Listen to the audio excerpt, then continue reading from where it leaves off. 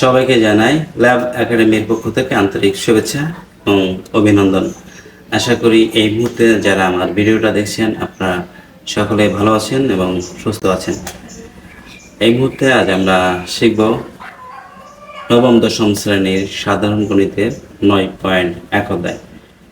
এটি মূলত ত্রিকোণমিতিক অনুপাত সমূহ নিয়ে আলোচনা এবং আজকে আমরা শিখব এই চ্যাপ্টারে অঙ্কগুলো সমাধান করতে আমাদের যে প্রয়োজনীয় সূত্রগুলো আছে সেগুলো আমাদের কীভাবে খুব সহজে আমরা মনে রাখতে পারি এবং কিভাবে আমরা সেগুলো আমরা অঙ্কের ভিতরে বা আমাদের প্রশ্নগুলো সমাধান করার ক্ষেত্রে আমরা কীভাবে প্রয়োগ করতে পারি। তো আসুন শুরু করা যাক। সর্বপ্রথমে জেনে নিতে চাই একটি সমকোণী ত্রিভুজ সম্পর্কে। যেমন এ বি সি একটা সমকোণী ত্রিভুজ। সমকোণী ত্রিভুজ জানার আগে আমরা আসলে কোণটাকে কিভাবে প্রকাশ করি, কোনো ত্রিভুজের কোণকে কিভাবে প্রকাশ করি এটা আমাদের একটু জানা প্রয়োজন। যদি আমাদের এ বি সি একটা ত্রিভুজ হয় তাহলে আমরা যদি বি কোণকে প্রকাশ করতে চাই তাহলে ত্রিভুজের যেহেতু তিনটা বিন্দু এ বি সি, তাহলে আমাদের যে কোণটাকে প্রকাশ করব ওই কোণকে অর্থাৎ ওই বিন্দুকেই আমরা মাঝখানে রাখবো। যদি আমরা বি কোণকে প্রকাশ করতে চাই তাহলে এ বি সি, অর্থাৎ তাহলে এ বি সি এর মাধ্যমে বি কোণকে বোঝায়। যদি আমরা সি কোণকে প্রকাশ করতে চাই তাহলে আমরা বলতে পারি এ সি বি কোণ, এ সি বি, অর্থাৎ সি কোণকে প্রকাশ করতে গেলে সিটা আমাদের মাঝখানে রাখতে হবে। এখন কেউ যদি বলে না আমি এ সি বি না লিখে আমি যদি লিখি বি সি এ, তাহলে তো আমাদের সি মাঝখানে থাকলো, তার মানে এই দুটো কোণ সমান মানে একই। সি কোণকে আমরা এ সি বি দিয়েও প্রকাশ করতে পারি অথবা বি সি এ দিয়েও প্রকাশ করতে পারি। এক কথায় যে কোণকে আমরা প্রকাশ করব সেই কোণটা যেন আমাদের মাঝখানে থাকে, সেই বিন্দুটা যেন আমাদের মাঝখানে থাকে। একই রকম ভাবে যদি আমরা এ কোণকে প্রকাশ করতে চাই তাহলে সেক্ষেত্রে আমরা বলতে পারি বি এ সি, যেমন বি এ সি কোণ। আচ্ছা, এটাকে যদি আমি উল্টো দিক দিয়ে প্রকাশ করতে চাই সি এ বি, তাও আমরা করতে পারবো সি এ বি। এক কথায় আমরা যদি মাঝখানে যে চিহ্নটা মানে যে অক্ষরটা পাবো বুঝবো সেইটা হচ্ছে আমাদের কোণ। যেমন বি এ সি, তাহলে কোন কোণ? এটা এই কোণকে বোঝাচ্ছে। সি এ বি, এটা কোন কোণ? এটাও এই কোণকে বোঝাচ্ছে। যদি এ সি বি, যেহেতু সি মাঝখানে আছে তাহলে আমাদের সি কোণকে বোঝাচ্ছে। এটা এ বি সি, বি যেহেতু মাঝখানে আছে তাহলে এটা বি কোণকে বোঝাচ্ছে। আশা করি আমরা কোণের কিভাবে প্রকাশ করতে হয় কোণগুলোকে, এবং যদি আমাদের কোণের চিহ্ন দেওয়া থাকে তাহলে সেটা কোন কোণকে বোঝাচ্ছে আমরা বুঝতে পেরেছি। এই সময় আরেকটু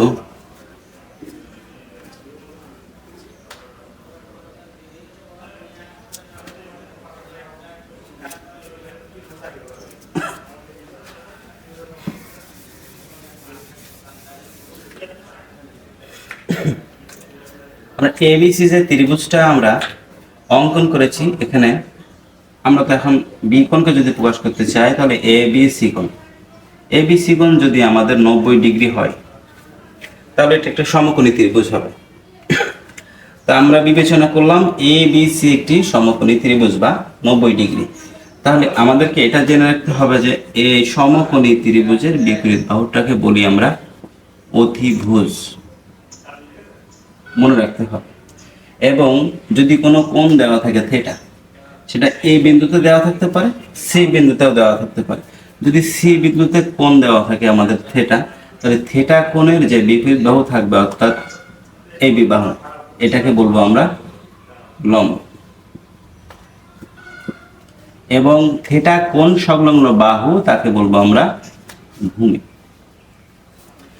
তাহলে যদি আমাদের এবিসি একটি সমকোণী ত্রিভুজ হয় এবং সি তার যদি একটা কোণ থিটা হয় তাহলে সেক্ষেত্রে, আর এখানে আমি একটু লিখে রাখি, এ সি বি কোণ সমান যদি থিটা হয় তাহলে এক্ষেত্রে লম্ব কোণটা,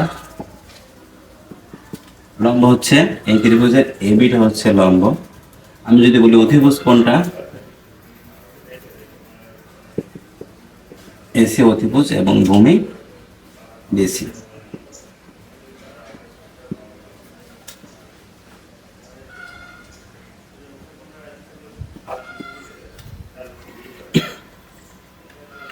যদি এরকম ভাবে আমরা আরো একটা ত্রিভুজ আমরা অঙ্কন করি,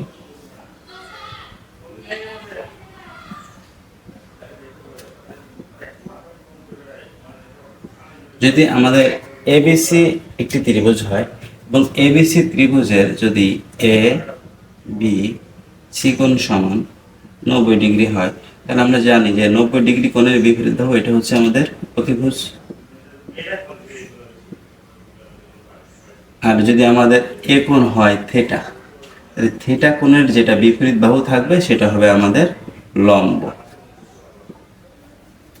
এবং থিটা কোণ সংলগ্ন যে বাহু থাকবে সেটা হবে আমাদের। আশা করি এই দুটো ত্রিভুজ থেকে আমরা বুঝতে পারছি যে যদি আমাদের কোণ থাকে থিটা, তাহলে সমকোণী ত্রিভুজের ক্ষেত্রে আমরা অতিভুজ, লম্ব এবং ভূমি আমরা খুব সহজেই নির্ণয় করতে পারবো। আর যদি আমরা এই অতিভুজ, ভূমি এবং লম্ব যদি আমরা থিটা কোণের সাপেক্ষে নির্ণয় করতে পারি, তাহলে এই অধ্যায়ের অঙ্কগুলো করতে আমাদের অনেক সুবিধা হবে। যেমন আমরা অবশ্যই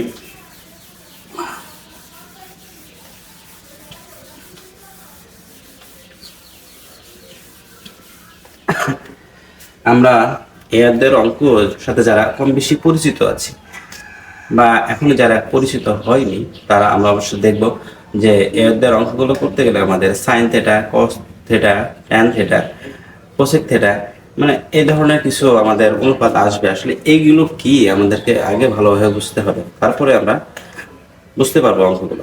যেমন সমকোণী ত্রিভুজ সম্পর্কে যদি আমরা বুঝি, তাহলে সাইন থিটা, কস থিটা সম্পর্কে আমরা ভালোভাবে বুঝবো। সাইন থিটা বলতে মূলত কি বোঝায়? সাইন থিটা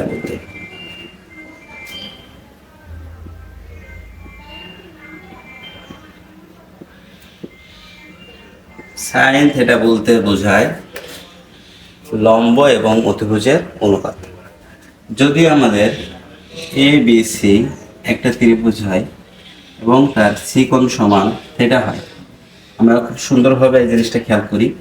যদি আমাদের এ বি সি হয় 90 ডিগ্রি এবং এ সি বি কোণ সমান যদি হয় আমাদের কোণ থিটা, তাহলে থিটা কোণের সাপেক্ষে কোনো সমকোণী ত্রিভুজের লম্ব এবং অতিভুজের অনুপাতকেই বলা হবে সাইন থিটা। মনে রাখতে হবে এটা। তাহলে থিটা কোণের সাপেক্ষে কোন সমকোণী ত্রিভুজের লম্ব এবং অতিভুজের অনুপাতকেই বলা হবে সাইন থিটা। তাহলে এইখানে একটু আমরা খেয়াল করি, এটা যদি আমাদের হয় একটা সমকোণী ত্রিভুজ, তাহলে এই সমকোণী ত্রিভুজের সাইন থিটা বলতে লম্ব এবং অতিভুজের অনুপাতকে বোঝাচ্ছে, কিন্তু সেটা লম্ব কোণটা এবং অতিভুজ কোণটা আমাদের নির্ণয় করতে হবে। তাহলে এখানে বি কোণ সমকোণ, সমকোণের যে বিপরীত বাহু সেটা অতিভুজ, তাহলে এখানে অতিভুজ কোণটা এসি, তাহলে আমরা লম্বের অতিভুজের জায়গায় লিখতে পারি আমরা এসি। তাহলে লম্ব কোণটা থিটা কোণের যে বিপরীত বাহু সেটা হচ্ছে আমাদের লম্ব, তাহলে লম্ব হচ্ছে আমাদের এবি। তাহলে কস থিটা,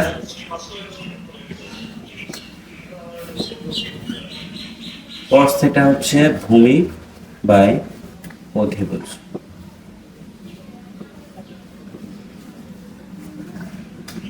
একই রকম ভাবে এই থিটা কোণের সাপেক্ষে তাহলে ভূমি কোণটা, অতিভুজ কোণটা, থিটা কোণ, ভূমি কোণটা, থিটা কোণ সাপেক্ষে যেটা সেটাকে আমরা ভূমি বলি, তাহলে এটা হচ্ছে ভূমি, এটা হচ্ছে লম্ব, এটা হচ্ছে আমাদের অতিভুজ।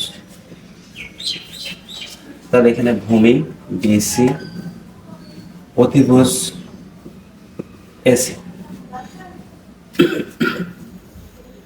ট্যান থিটা এটা হচ্ছে লম্ব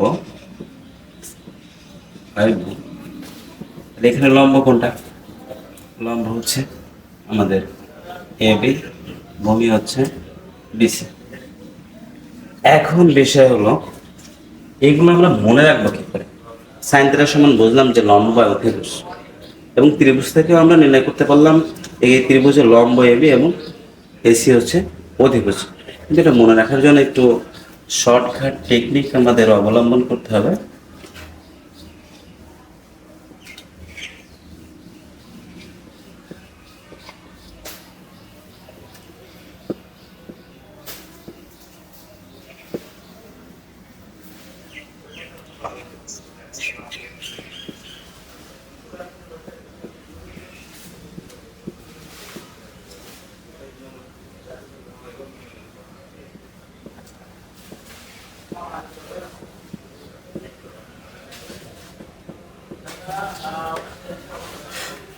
কয়েকটা লাইন লিখলাম এখানে।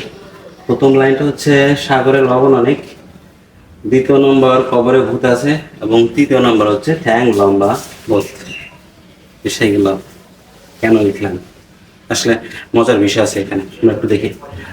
সাগরের লবণ অনেক বলতে, সাগরের প্রথম যদি আমরা এস বিবেচনা করি, আর লবণের প্রথম থেকে লটা নেই, আর অনেকের প্রথম থেকে যদি অ নেই, তাহলে দেখো সাইনের প্রথম অক্ষর থেকে নিশ্চয়ই এটা হচ্ছে সাইন থেটা। লবণের প্রথম অক্ষর ল, এই জন্য লম্ব, আর ডিভাইড বাই অধিভুজ মানে অনেকের প্রথম অক্ষর অ, অর্থাৎ প্রথম যে অক্ষরগুলো আছে সেগুলো বিবেচনা করছি। কবরে ভূত আছে ক, কস থেটা, ভূতে ভূমি, ও আছে অধিভুজ। ঠিক একই রকম ভাবে ট্যান থেটার ক্ষেত্রে ঠ্যাং লম্বা ভূত, অর্থাৎ এর ছ আছে, ট্যান থেটা বিবেচনা করব, লম্বায় ল আছে তাই লম্ব, ভয়দুর্গ ভৈরস্য আছে তাই এখানে ভূমি। তাহলে আমরা এই ফর্মুলাগুলো আমরা যদি মনে রাখতে পারি, অর্থাৎ এই তিনটা লাইন মনে থাকলে আমরা এগুলো অটোমেটিক্যালি আমরা বের করে নিতে পারবো। এবং আমাদের আরো যেগুলো আছে, যেরকম আমাদের আছে কট থিটা আছে, সেক থিটা আছে, কোসেক থিটা আছে, এইগুলো আমরা কিভাবে নির্ণয় করব? আমরা জানি কোসেক থিটা, এটা একটু পরে বোঝাচ্ছি, এটা দেখ।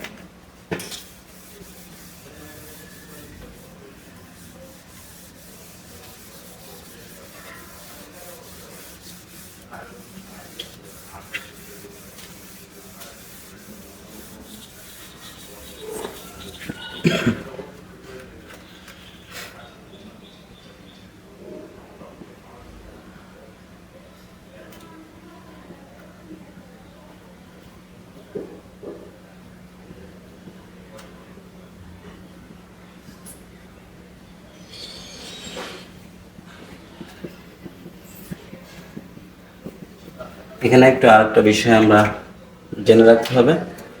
Sign theta, cos theta, tan theta, cot theta, sec theta এবং কোসেক থেটা, এই যেগুলো আমরা লিখলাম এখন, এগুলো আমাদের পর্যায়ক্রমিকভাবে আমাদেরকে মনে রাখতে হবে। মিসিং হলে আমাদের সূত্রগুলো কিন্তু ভুল হয়ে যাবে। এই জন্য সাইন, কস, ট্যান, কট, সেক, কোসেক এভাবে আমাদের মুখস্থ রাখতে হবে। আশা করি এটা মুখস্থ রাখার কোনো আহামরি বিষয় না, আমরা সবাই পারবো। এবং আমাদের এটা মনে রাখতে হবে, সাইন থেটার সাথে আমাদের কোসেক থিটার রিলেশন, কজের সাথে সেক এবং ট্যানের সাথে কট, রিলেশনটা কিভাবে যাবে। সাইন থিটা বলতে আমরা বুঝবো অন ডিভাইড বাই যার সাথে relation cosec theta. Cosec theta সমান কি হবে, তাহলে এটা অন ডিভাইড বাই, যেহেতু এটা সাইন থিটার সাথে রিলেশন, তাহলে এটা হবে সাইন থিটা। কস থিটা সমান, তাহলে কার সাথে রিলেশন, সেক থিটা, তাহলে এটা হবে one divide by sec theta. তাহলে সেক থিটা সমান কি হবে, one divide by cos theta. Tan theta সমান কি হবে, এটা হবে one divide by cot theta, এবং কট থিটা সমান one divide by tan theta. এটা আমাদের মনে রাখতে হবে। এবং এক্সেপশনাল আরো দুইটা নিয়ম আছে, যেমন ট্যান থিটা সমান হচ্ছে sine theta divide by cos theta, এবং কট থিটা সমান cos theta divide by sine theta. এই সূত্রগুলো আমাদের খুব সুন্দরভাবে আত্মস্থ করতে হবে, মনে রাখতে হবে, তাহলে আমরা অঙ্কে এগুলো আমরা প্রয়োগ করতে পারবো, এবং অঙ্ক করার সময় আমাদের বা সমাধান করার সময় আমাদের খুব বেশি একটা কঠিন বলে মনে হবে না, যদি আমরা এইগুলো মনে রাখি। এবং এই সূত্রগুলোর সাথে বা পাশাপাশি আমাদের আরো কিছু সূত্র মনে রাখতে হবে, মুসলাম এগুলো।